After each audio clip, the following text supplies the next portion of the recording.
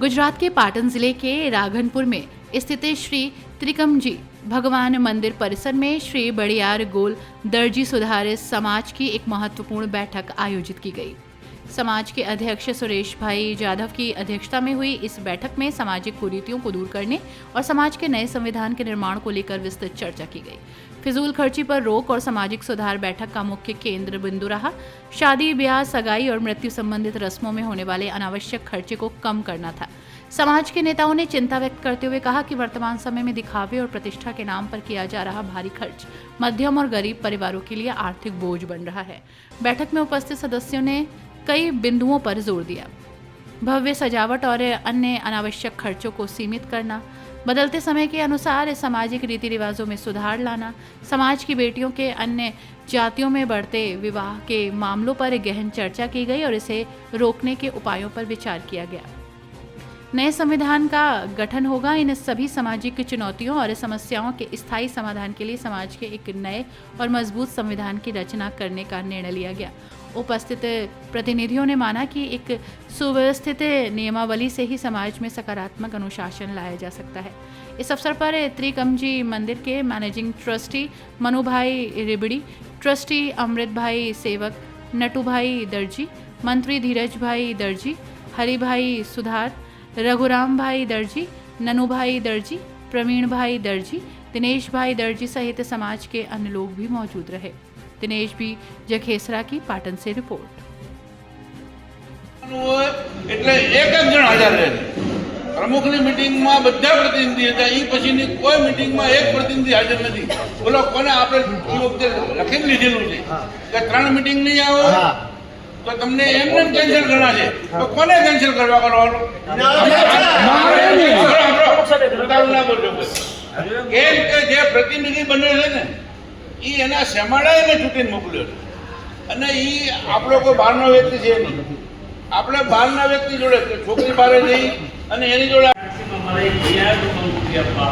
બાર છોકરી આપવાનો તો શું કહી દીધું એમને બહાર નીકળીને એવું કીધું કે મનુભાઈ આવું નથી બોલે, તો મનુભાઈ નહીં બોલે, કનુભાઈ નહીં બોલે, હરિભાઈ નહીં બોલે તો બોલશો બોલ ભાઈ। એના માટે થઈ આપણે એક નક્કી એવો નિયમ કરવાનો હોય આજે કે કોઈ જાણ તેડાવે, કોઈ જાણી લઈને સફાઈ કરે, એના કાં ગમે એવી કંકુત્રી સપાવે, ગમે એવું ભોજન કરે, આપણે નહીં જવાનું એ નક્કી નિર્ણય લેવાનો હોય। એક મિનિટ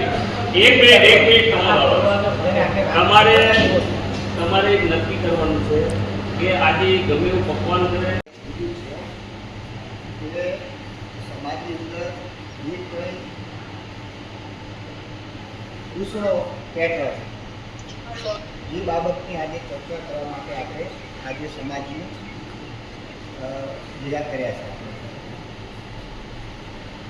તો એના માટે આજે આપણે ચર્ચા કરવાની છે। એના પહેલાં કહેતો નથી, હું નજરે જોયું બોલું છું, બરાબર? ખોટું લગાડવાનું જરૂર નહીં, ખોટું લાગેલું વધારે ખાવાનું, પણ સાચું તો બોલશો ને તો આ સમાજ હેઠશે એટલે 5-10 વર્ષ મારા સમાજ શીખી ગઈ। એટલે આજે મારી દીકરીની જાણ હું બોલાવતો હોય તો પછી મારા કુટુંબવાળાને ના જોયું, એને વિરોધ કરો છું ના એની જાણ મને ઉપર કહેતો નથી, હું નજરે જોયું બોલું છું, બરાબર? ખોટું લગાડવાનું જરૂર નહીં, ખોટું લાગેલું વધારે ખાવાનું, પણ સાચું તો બોલશો ને તો આ સમાજ હેઠશે એટલે 5-10 વર્ષ મારા સમાજ શીખી ગઈ।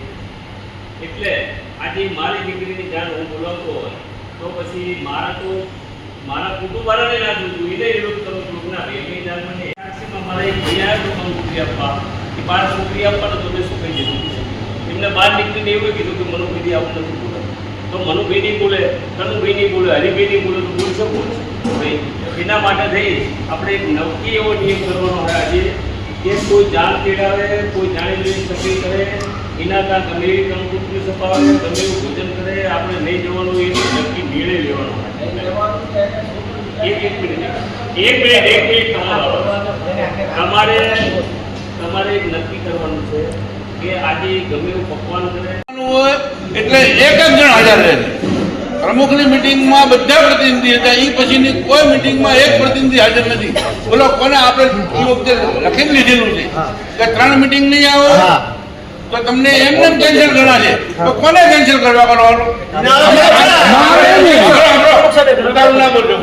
કેમ કે જે પ્રતિનિધિ બને છે ને એ એના શેમાડા એને ચૂંટીને મોકલ્યો છે અને એ આપણો કોઈ બહારનો વ્યક્તિ છે નહીં. આપણે બહારના વ્યક્તિ જોડે છોકરી બારે જઈ અને એની જોડે એટલે સમાજની અંદર જે કોઈ